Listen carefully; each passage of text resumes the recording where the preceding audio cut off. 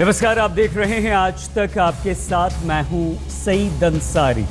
संघ मुक्त भारत, बिहार के मुख्यमंत्री और जेडीयू के अध्यक्ष नीतीश कुमार चाहते हैं और उन्होंने ये नारा दिया है, उन्होंने ये आह्वान किया है गैर बीजेपी दलों से कि संघ मुक्त भारत बनाया जाए। बीजेपी ने एक नारा दिया था, वो था कांग्रेस मुक्त भारत का। तो ये अब संघ मुक्त भारत क्या है? क्यों नीतीश कुमार को इसकी जरूरत पड़ी? क्या नीतीश कुमार को 2019 के चुनाव दिखाई दे रहे हैं? क्या नीतीश कुमार अभी से अपने आप को प्रधानमंत्री पद की रेस में देख रहे हैं? कई सारे सवाल यहां पर खड़े होते हैं। संघ मुक्त भारत के नारे से मोदी से क्या टक्कर लेंगे नीतीश कुमार? क्या नीतीश अब नरेंद्र मोदी से टक्कर ले रहे हैं? गैर संघवाद के बूते दिल्ली तक पहुंचेंगे क्या नीतीश कुमार? क्या नीतीश कुमार यह सपना देख रहे हैं?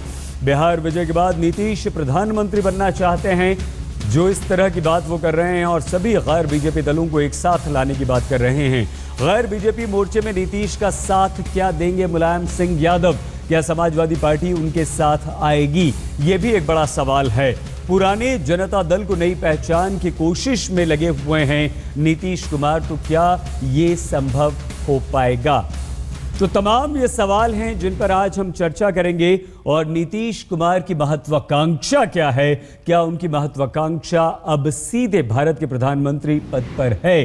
क्या नीतीश कुमार अब संघ मुक्त भारत का नारा देकर तमाम गैर बीजेपी दलों को अपने पाले में, अपने पक्ष में कर पाने में कामयाब हो पाएंगे? नीतीश कुमार ने नरेंद्र मोदी के कांग्रेस मुक्त भारत के सामने संघ मुक्त भारत का नारा दिया है। नीतीश कुमार का कहना है कि धर्मनिरपेक्षता और लोकतंत्र को बचाने के लिए सभी दलों का साथ आना बहुत जरूरी है।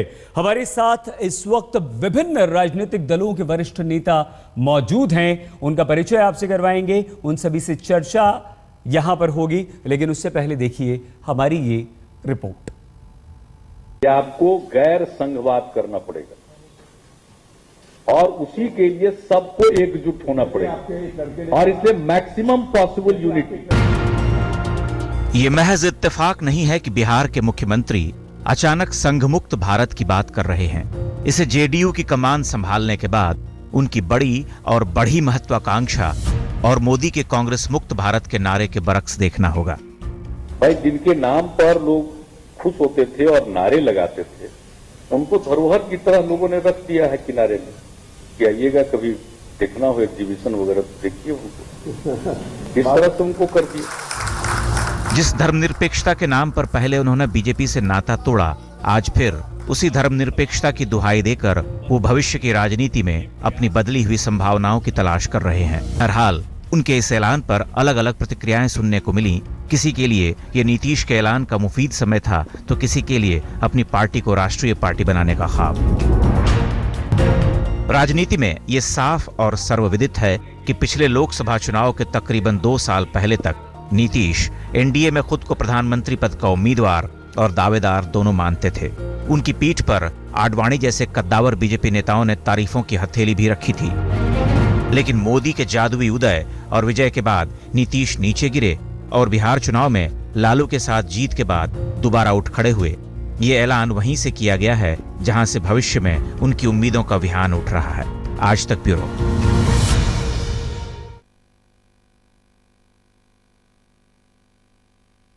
जी, जेडीयू के राज्यसभा सांसद वरिष्ठ नेता हैं, धन्यवाद अली अनवर जी। संदीप महापात्रा जी, संघ विचारक, हमारे साथ हैं, धन्यवाद संदीप जी। डॉक्टर संबित पात्रा, प्रवक्ता बीजेपी, डॉक्टर साहब धन्यवाद। अखिलेश प्रताप सिंह जी, प्रवक्ता कांग्रेस लखनऊ से हमारे साथ हैं, अखिलेश जी धन्यवाद। रविदास मेहरोत्रा जी, समाजवादी पार्टी के वरिष्ठ नेता, धन्यवाद मेहरोत्रा साहब। लेकिन अली अनवर जी, सबसे पहले क्योंकि आपके अध्यक्ष, आपके बिहार के मुख्यमंत्री ने ये कहा है संघ मुक्त भारत, अली अनवर जी क्यों? क्या नीतीश 2019 का कैंपेन अभी से शुरू कर रहे हैं और क्या वो अपने आप को राष्ट्रीय नेतृत्व के तौर पर अली अनवर जी तैयार कर रहे हैं? 3 सवाल हमने एक साथ आपसे पूछ लिए हैं सर। बिल्कुल सही। तो तीनों को जवाब के लिए वक्त दिया जाएगा। देखिए, पहली बात ये कि हमारे नेता नीतीश कुमार जी ने जो कुछ भी कहा है उसका तात्पर्य यह है, जहां तक मैं समझता हूं, कि संविधान के प्रति संसद के प्रति कोई सरकार जवाबदेह होती है, ये संघ परिवार जो है ये किसके प्रति जवाबदेह है? हम ये सवाल हमारे नेता ने इसलिए उठाया है कि ये एक इतर संवैधानिक सत्ता का केंद्र बन गया है, राजनीति शास्त्र की भाषा में कहे तो एक्स्ट्रा कॉन्स्टिट्यूशनल अथॉरिटी आरएसएस, प्रधानमंत्री कौन होगा, गवर्नर कौन होगा, बीजेपी का अध्यक्ष कौन होगा, ये वहां से तय होता है। अब तो सचिव कौन होगा किस विभाग का, दूरदर्शन का कौन इंचार्ज होगा, ये सारे चीज अली अनवर जी, ये बात संघ की है, बीजेपी की है, आपको कैसे पता? आरएसएस के लोग तय करते हैं। आपको कैसे पता वो तय करते हैं? ये सब पब्लिक डोमेन में है, मीडिया में तय होता है कि प्रधानमंत्री के उम्मीदवार कौन होंगे, अध्यक्ष कौन होंगे पार्टी के, गवर्नर उस संघ से जुड़े हुए हैं। तो ये सारे चीज से ये डेमोक्रेसी के लिए जो ये अपने को सांस्कृतिक संगठन आरएसएस के लोग कहते हैं, लेकिन ये इस तरह के फैसले के लिए इसमें कोई छिपाने की बात है? ये तो सब लोग जानते हैं कि ये सुई के नोक के बराबर भी, रत्ती भर भी ये इधर से उधर नहीं कर सकते हैं। जो मोहन भागवत जी कहेंगे, जो नागपुर कहेगा, वो फैसला मानना पड़ेगा सरकार को। और यही आपत्ति का माने कारण है कि ऐसी पार्टी, क्या आपने दुनिया में कोई ऐसी पार्टी सुनी है? पार्टी कमजोर हो सकती है, मजबूत हो सकती है, उसका नेता बड़े कद का हो सकता है, छोटे कद का हो सकता है, लेकिन उसके फैसले अपने होते हैं। बीजेपी मुक्त भारत तो समझ में आता है, पार्टी है पूरी दुनिया में जिसका फैसला नागपुर से होता है। अरे सर, और जो पार्टी बीजेपी है, सरकार बीजेपी की है, और आप संघ फैसला करता है, वो आप तय कर रहे हैं, वो आप बता रहे हैं। और आप अगर नीतीश कुमार ये कहते बीजेपी मुक्त भारत चाहिए, मोदी मुक्त भारत चाहिए, तो आपकी बात समझ में आती थी। अगर आप इजाजत दें तो संबित जी से बात कर लेते हैं, क्योंकि संदीप महापात्रा जी को अली अनवर जी आपकी बात नहीं वो सुन पाए, आपकी आवाज उन्हें नहीं जा पाई है। संबित जी, क्या आप ये मानते हैं कि संघ जो है वो बीजेपी के फैसले लेता है, रिमोट कंट्रोल संघ के हाथ में? देखिए, 17 वर्ष संघ युक्त रहने के बाद आज संघ मुक्त की बात करते हैं नीतीश कुमार जी, तो मैं ये कहूंगा कि ये महत्वाकांक्षा युक्त नीतीश कुमार है।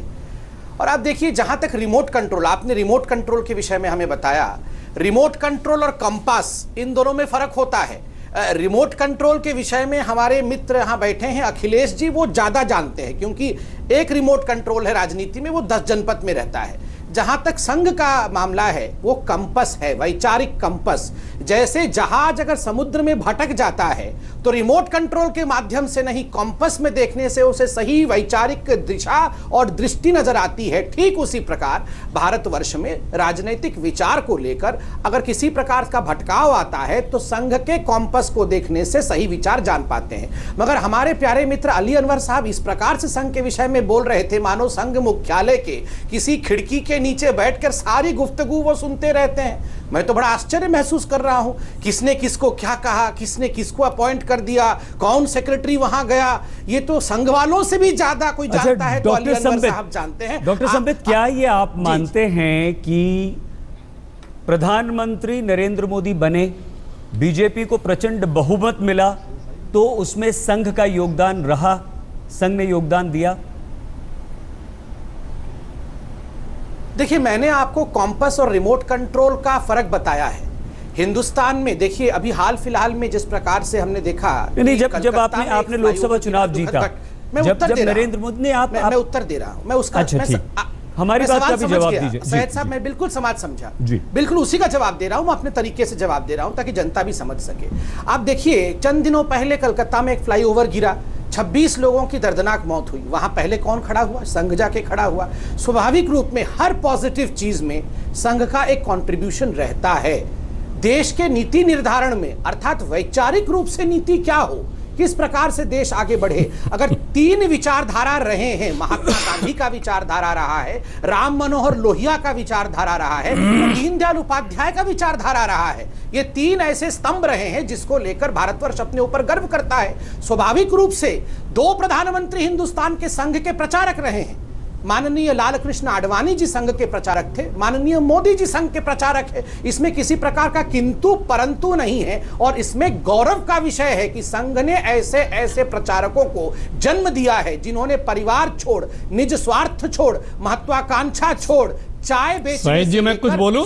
जरूर लोकतांत्रिक तरीके से काम किया है। डॉक्टर संबित पात्रा, बहुत अच्छी बात कही। अगर आप हमें, हमारा जो सवाल था डॉक्टर संबित, अगर आप कह देते कि हाँ संघ कार्यकर्ताओं का हमें चुनाव जिताने में योगदान रहा है, उन्होंने मेहनत की है, उन्होंने हमारे लिए वोट मांगे हैं, तो हमें भी आसानी होती है और अपने हमारे दर्शक जो हैं वो बहुत आसानी से समझ जाते हैं। खैर, आपसे हम आगे और बात करेंगे। अखिलेश जी भी शामिल होना चाहते हैं, अली अनवर जी भी कुछ कहना चाहते हैं। हम संदीप महापात्रा जी आपसे मैं बोल रहा हूं, मैं बता रहा हूं, मैं जवाब दे दूं। एक सेकंड अखिलेश जी। संदीप जी, क्या अब आप अली अनवर जी और डॉक्टर संबित पात्रा की आवाज आप तक पहुंच रही है? जी मैं सुन पा रहा हूँ। बिल्कुल ठीक है। तो हम आपके पास आएंगे, लेकिन उससे पहले हम आपको बता दें सभी लोगों को कि संघ मुक्त भारत क्या नीतीश का सपना है या एक राजनीतिक दांव है? क्या नीतीश बिहार विजय के रथ पर सवार होकर दिल्ली का रास्ता तलाश कर रहे हैं या बीजेपी के बहाने बिखरे हुए दलों को एक मोर्चे की शक्ल देने की कोशिश कर रहे हैं? क्या कहा नीतीश कुमार ने, यह सुन लेते हैं, फिर चर्चा को आगे बढ़ाते हैं। ये सबको एकत्रित होना पड़ेगा और इस समय बहुत सारी चीजों को भूलना पड़ेगा। जैसे एक दौर था जो लोहिया जी ने गैर कांग्रेसवाद की कही थी, आज वही दौर आ गया है कि आपको गैर संघवाद करना पड़ेगा और उसी के लिए सबको एकजुट होना पड़ेगा। और इसलिए मैक्सिमम पॉसिबल यूनिटी, राजनीतिक तौर पर मेरी अपनी मान्यता है कि भाजपा और उसके विचार, मैं व्यक्ति का विरोधी नहीं, विचार का विरोधी, तो उसके खिलाफ लोगों को गोलबंद होना होगा और वही एकमात्र रास्ता है इस देश में डेमोक्रेसी के और मजबूत होने का और देश की एकता और अखंडता को मजबूत करना। नहीं, अकाली दल और शिवसेना की क्या स्थिति है? शिवसेना की क्या स्थिति है? जब बीजेपी के साथ मात्र 3 पार्टियां थी, अकाली दल शिवसेना के साथ समता पार्टी, तब से हम लोग जानते हैं। आज उनकी क्या स्थिति है, उनकी क्या हालत भी बना दी गई? 2 धुरी होगी, अनावश्यक की तीसरे की बात लोग करते हैं। सीधे बीजेपी है और दूसरी तरफ बाकी सब लोगों को मिलना पड़ेगा, वरना अलग अलग रहेंगे तो अलग अलग ये सबको का बुरा हाल कर देंगे। बीजेपी नरेंद्र मोदी कांग्रेस मुक्त भारत चाहते हैं तो नीतीश कुमार अब संघ मुक्त भारत चाहते हैं। अखिलेश जी से हम जवाब लेंगे जरूर, लेकिन उससे पहले संदीप महापात्रा जी, क्यों आपको ऐसा लगता है कि नीतीश कुमार संघ मुक्त भारत चाहते हैं? देखिए सईद भाई, ऐसा मुझे लगता है कि नीतीश कुमार एक सपना देख रहे हैं और मैं तो ये कहूंगा कि मुंगेरी लाल के जैसे सपने होते थे उस तरह के सपने देख रहे हैं। उसका कारण मैं बता दूं, केवल जुमले की तरह उसको यूज नहीं कर रहा हूं। 40 के दशक में जवाहरलाल नेहरू भारत के प्रधानमंत्री, और उस समय उनका क्या वर्चस्व था हम सबको पता है। उन्होंने कहा था कि संघ को इस देश में 1 इंच जमीन नहीं दूंगा, और ये संघ के स्थापना के 20 वर्ष के अंदर की बात है। उसके बाद क्या हुआ हम सभी को पता है। सन 1962 में संघ ने भारत चीन युद्ध के समय जो काम किया उसको देख के वही जवाहरलाल नेहरू मजबूर हो गए 1963 में संघ के स्वयंसेवकों को जनवरी 26 तारीख के जो पैरेड होता है उसमें पार्टिसिपेट करने के लिए। उसके बाद का जो इतिहास है वो चाहे 1977 के, और आज तो मैं ये कहूंगा कि जो नीतीश कुमार जिस इमरजेंसी आंदोलन के उपज हैं, अगर संघ उस इमरजेंसी आंदोलन में नहीं होती तो नीतीश कुमार आज कहीं के नहीं होते। जो संघ मुक्त भारत की बात करते हैं, मैं नीतीश जी और उनके पार्टी के प्रवक्ता और उनके समर्थकों को यह पूछूंगा कि संघ मुक्त भारत का अर्थ क्या आप ये कहना चाहते हैं कि सबसे बड़ी मजदूर संगठन भारतीय मजदूर संघ, सबसे बड़ी किसान संगठन भारतीय किसान संघ, सबसे बड़ी स्टूडेंट और भारतीय विद्यार्थी परिषद, इनको क्या आप ये कहना चाहते हैं कि आप हमारे ऊपर अंकुश लगाएंगे? सबसे बड़ी सेवा कार्य आज के समय में 1.5 लाख से ज्यादा सेवा कार्य चल रहे हैं भारत के बहुत सारे जगह में। 30,000 से ज्यादा आई डोनेशन कैंप्स और आई डोनेट किए जाते हैं संघ के माध्यम से। अब जब संघ मुक्त भारत कह रहे हैं तो आप ये क्लियर करिए कि आप क्या इन सभी चीजों से भी भारत को मुक्त करना चाहते हैं। और सबसे बड़ी महत्वपूर्ण बात, संघ की जो विचारधारा है भारत की जमीन से जुड़ी हुई है, ये कोई विदेश से आई हुई विचारधारा नहीं है। तो केवल खाली कह देना कि संघ मुक्त भारत मैं चाहता हूं, ये आप कह तो जरूर सकते हैं, कर नहीं सकते, क्योंकि संघ जो है भारत के जनमानस पर बसी हुई है। और आज यही नीतीश कुमार है, कल संघ के सहायता लेके मैं 2 मिनट में खत्म करूंगा, एक मिनट। संदीप जी और मौका देंगे आपको, क्योंकि हमें रविदास मेहरोत्रा जी और अखिलेश प्रताप सिंह जी के पास भी आना है।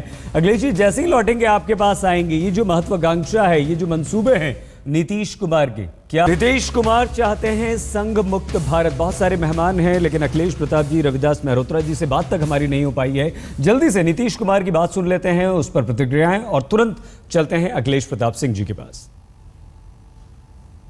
आज जो देश की राजनीति है उसको स्पष्ट तौर पर समझ लेना होगा। एक तरफ बीजेपी, उनके पीछे आरएसएस की विचारधारा, उनके साथ कुछ लोग उनके एलाइज हैं। अब उनकी क्या स्थिति है वही दिल से पूछ लीजिए, जानते हो। देखिए, नीतीश कुमार जी जब से जनता दल के राष्ट्रीय अध्यक्ष बने हैं, ऐसे तो जनता दल क्षेत्रीय पार्टी है जिसके वो राष्ट्रीय अध्यक्ष है, तो अपनी पार्टी को राष्ट्रीय पार्टी बनाने के लिए ये हसीन ख्वाब देख रहे हैं, जिनका असर बिहार के बाहर एकदम नहीं है। वो पूरे देश को इकट्ठा करना चाह रहे हैं। देखिए, देश तो सचमुच संघ मुक्त होना चाहिए, भाजपा मुक्त होना चाहिए, इसलिए कि देश की एक तरह से एकता अखंडता पे, देश में डेमोक्रेसी पे खतरा ज़रूर पैदा कर दिया इन लोगों ने। लेकिन जहाँ तक अलायंसेस की बात है, वो स्टेट स्पेसिफिक होता है। कुछ पार्टियां ऐसी हैं जिनका एक स्टेट में से है और बिल्कुल पास के स्टेट में कोई एक सीट भी उनके पास नहीं है। इस प्रकार की लोक विरोधी नीतियां ये सरकार केंद्र की बना रही है, उसमें अगर आप अलग अलग जद में सिमटे रहे, एक दूसरे की पुरानी ऐतिहासिक मतभेदों को भुनाते रहे, तो मैं समझता हूं कि पूरी राजनीति पर ये जो स्वर है दक्षिणपंथी अधिनायकवाद का, वो हावी हो जाएगा। तो संघ मुक्त भारत नीतीश की इस बात को कोई महत्वाकांक्षा कहता है, कोई मंसूबा कहता है, कोई हसीन ख्वाब कहता है। अखिलेश प्रताप सिंह जी, क्या इससे कांग्रेस को डरने की जरूरत है? देखिए, जो संघ है ये बहुत ही विषैले विचारधारा की एक पार्टी है। अभी जिस पे ये लोग गर्व कर रहे थे कि हमने प्रधानमंत्री तक हुए, उन लोगों के गवाहियों से इस देश के स्वतंत्रता संग्राम सेनानियों को सजाएं तक हुई हैं। अंग्रेजों की तरफ गवाहियों देने को दर्जनों इतिहास है इन लोगों का। और जिसे ये बता रहे थे कि रिमोट और कैंपस, वही कैंपस आज है कंपस, जो कश्मीर से लेके गुजरात तक आग लगाए है, गुजरात तक आग लगाए है। गोलियां चल रही हैं, कर्फ्यू लगे हुए हैं, नेट और मोबाइल सेवाएं बंद हो चुकी हैं। और जो रिमोट था उसके कार्यकाल में दुनिया में कभी किसी देश की अर्थव्यवस्था 4 गुनी नहीं हुई थी, हिंदुस्तान की हुई। हम तीसरी आर्थिक महाशक्ति बने, चौथी सामरिक शक्ति बने, पहली दूसरी मेधा शक्ति बने। और देखिए, संघ क्यों, इसकी विचारधारा से क्यों खतरा है? हमारी भारतीय संस्कृति को ये खतरा देती है, ये सनातन धर्म को खतरा देती है, ये हमारे लोकतंत्र के लिए खतरनाक है। हम स्त्री को, पत्नी को लक्ष्मी तुल्य मानते हैं। संघ के सरसंचालक कहते हैं कि एक सौदा है, परिवार हमें सुख देने, परिवार को चलाने और बच्चे पालने के लिए आई है, सौदा पूरा नहीं करती है। ये बात आप हर चैनल पे कहते हैं। ये इनका ये आज तक के रिकॉर्ड में है। 6 जनवरी 2013 आज तक से मैं अपील करता हूँ, आज तक से मैं अपील करता हूँ कि 6 जनवरी 2013 मोहन भागवत जी का बयान दिखावे। इन्हीं के चैनल पे है, इन्हीं के चैनल पे है। आपको मैंने अनुरोध किया, आप अपील करिए। आप पीड़ित क्यों हो रहे हैं? इस तरह के अरे आप अपील मत करिए। मैं आज तक चैनल से कर रहा हूँ, इन्होंने न्यूज चलाई है, इन्होंने डिस्कशन किया है, वो स्पीच दिखा दें। 6 जनवरी 2013 इंदौर। मैं इसका विरोध करता हूं। वो चैनल दिखा दे, आज तक के पास है, आज तक के न्यूज पोर्टल पे है, आज तक दिखा दे। मैं दूर नहीं जा रहा हूँ, व्यथित ना हो, व्यथित ना हो, मैं तो चैलेंज कर रहा हूँ ना आपको, मैं तो चैलेंज कर रहा हूँ, आज तक के पोर्टल पे है, व्यथित ना हो। अभी मैं आपके बारे में और बता रहा हूँ, मैं भी आपको चैलेंज कर रहा हूँ, इस तरह की बातें आप मैं आज तक के न्यूज, आज तक हेडलाइन न्यूज के हवाले से बता रहा हूँ, आज तक न्यूज हेडलाइन के हवाले से बता रहा हूँ। लिंक भेजूं, मैं ट्वीट कर चुका हूँ, मैं लिंक भेजूं। सुनिए भ्रम, अरे मैं कह रहा हूँ भैया, सही जी दिखा दीजिए जरा निकाल के इनको, हाथ कंगन को, आरसी क्या, पढ़े लिखे को, फारसी क्या।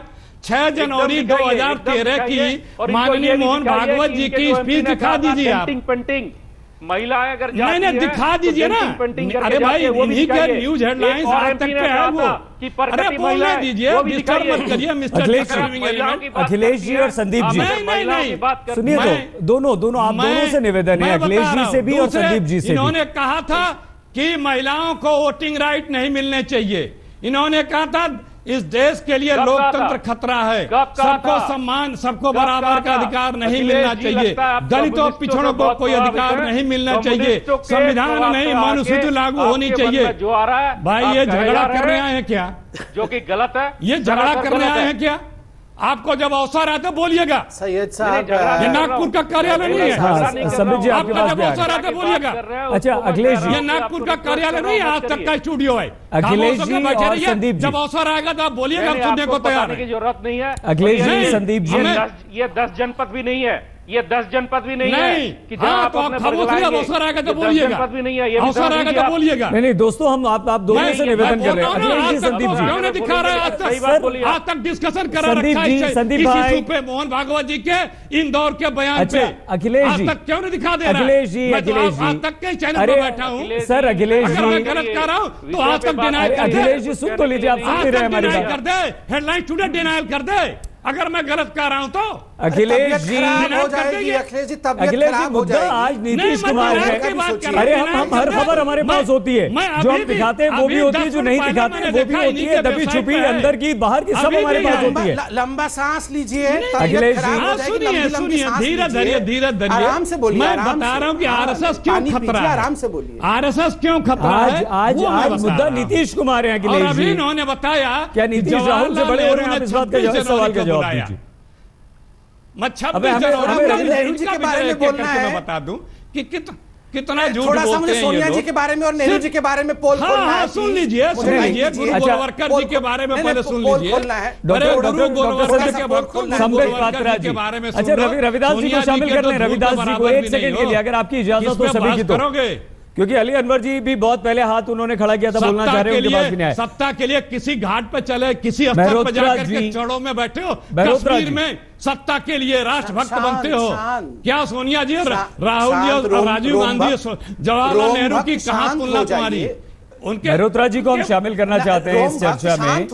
मल्होत्रा जी, आपने बिहार में गठबंधन नहीं किया, भक्त बोल रहे हैं, और आज अब नीतीश कुमार ये आह्वान करते हैं कि हमें सभी गैर बीजेपी दलों को एकजुट करना है। थोड़ी देर में क्या आप शामिल होंगे, और क्या ये तर्क संगत आपको लगता है? क्या आपको लगता है मल्होत्रा जी, रविदास जी, ऐसा हो सकता है? राहुल गांधी का कांड याद दिलाऊंगा, संस्कृति के रक्षकों को याद दिलाऊंगा। संबित जी प्लीज शांत हो जाइए।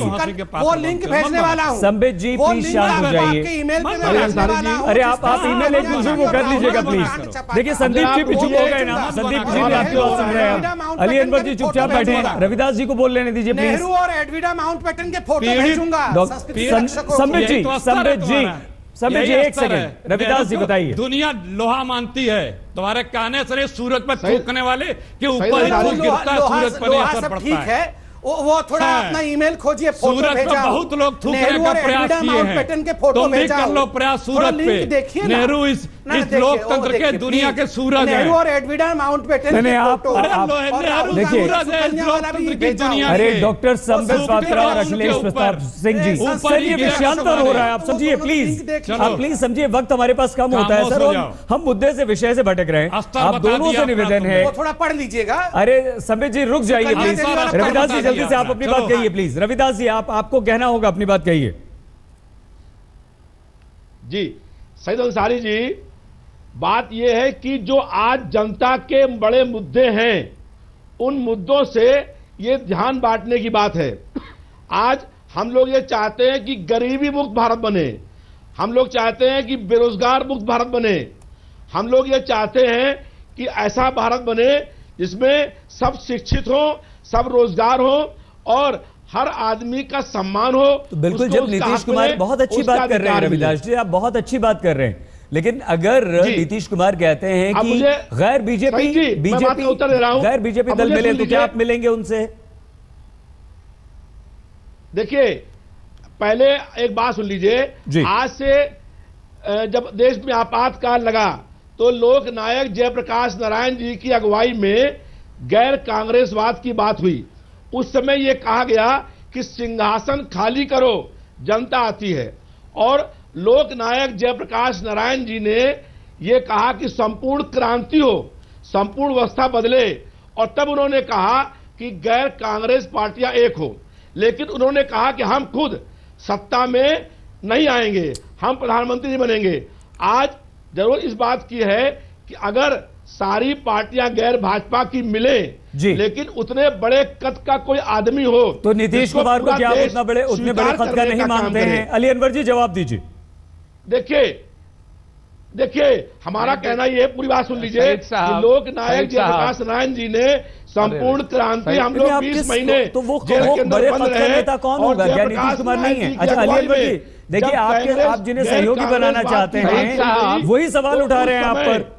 संपूर्ण क्रांति की बात करी गई नहीं। और जयप्रकाश नारायण जी की अगुवाई में सारे देश के बोलिए, लेकिन जयप्रकाश जी ने कहा मुद्दे से भटकाइए मत बनेंगे। रविदास जी एक सेकंड, देखिए असल बात है, देखिए मैं एक बात कर मूल विषय पर मैं आता हूँ, सईद साहब मूल विषय पर मैं आता हूँ। अरे भाई चुप रहिए, दूसरे को भी तो मैं ये कह रहा हूँ कि अभी कुछ महीना पहले जो जनता के भारत सरकार के मंत्रियों के कामकाज की समीक्षा आरएसएस ने की, किस हैसियत से की, ये सवाल है। जो हमारे नेता नीतीश कुमार जी कह रहे हैं कि संघ मुक्त भारत की बात, तो उसके पीछे यही तात्पर्य है कि संघ के लोग जो हैं वो प्रशासनिक कामों में, डे टू डे वर्क में, सरकार चलाने में, वो अपना टेक उनका चल रहा है, उनका डिक्टेशन चल रहा है। संघ कौन होता है? भारत सरकार के मंत्रियों की समीक्षा करने वाला कौन? गोपनीयता की शपथ कहां गई? तो ये सब सवाल है। और ये डेमोक्रेसी के लिए, डेमोक्रेसी में संसद के प्रति जो रूलिंग पार्टी होती है उसकी एलाई पार्टियां होती है, संसद के प्रति जवाबदेह होती है। ठीक है, अली अनवर जी आपको रोकना होगा हमें यहाँ पर, और आप सभी से अली अनवर जी सर आप सभी से निवेदन है, समय हमारा बहुत ज्यादा जाया हुआ है, वक्त की नजाकत सिर्फ ये है। जी संदीप जी आपके पास भी आ रहा हूं कि 30-30 सेकंड में अगर आप सब अपनी बात यहां पर खत्म करें, क्योंकि हमारी कोशिश ये रहती है कि किसी भी चर्चा का कोई समाधान निकले, कम से कम जो दर्शक सुन रहे हैं घर बैठकर वो समझे कि आपकी बात उन तक पहुंचे। सभी जी, डॉक्टर साहब आपके पास आएंगे, लेकिन संदीप जी आपसे शुरू कर रहे हैं और साथ साथ हमारे इस सवाल का भी जवाब दे दीजिए कि संघ बहुत अच्छे काम करता है, सबसे बड़े सामाजिक संगठनों में से एक है, हालांकि सबसे बड़ा भी हो सकता है, ऐसा कोई आंकड़ा नहीं है संदीप जी, लेकिन ये कट्टरवाद की छवि संघ की क्यों है? पहले बात जो संघ मुक्त भारत की बात जो लोग कर रहे हैं, लेकिन जल्दी से संदीप जी जल्दी से करूंगा, सजेस्ट करूंगा एकदम मैं इनको वही करूंगा कि अपराध मुक्त बिहार पहले करिए, उसके बाद संघ की बात करेंगे। जहां तक संघ की छवि की बात है, पिछले 60 वर्षों में ऐसे लोग रहे हैं जिन्होंने संघ को एक बुरे लाइट में पेश किया हुआ। अगर 1977 की बात देखिए, इमरजेंसी आंदोलन में जो संघ की भूमिका रही है, अगर संघ ने उस पर कमर नहीं कसी होती, जयप्रकाश नारायण जी को अखिल भारतीय विद्यार्थी परिषद के माध्यम से हम लोगों ने आगे किया, उसको नेतृत्व करने के लिए कहा। संघ हमेशा से देश के हित के लिए काम करती रही और आज भी कर रही है। देश हित की बात करना, क्या धर्म की बात करना, यहां पर नीतीश कुमार को यह कहना है। डॉक्टर संबित पात्रा, बहुत क्षमा आपसे, विषयांतर हो गया था, वक्त हमें इजाजत बिल्कुल नहीं दे रहा है। अखिलेश जी, अली अनवर जी, मेहरुत्रा जी, डॉक्टर संबित पात्रा और संदीप महापात्रा जी, बहुत धन्यवाद आप सभी का, और क्षमा भी कि आपको पूरा मौका नहीं मिल पाया। हम होते हैं हाजिर, आप देखते रहिए आज तक।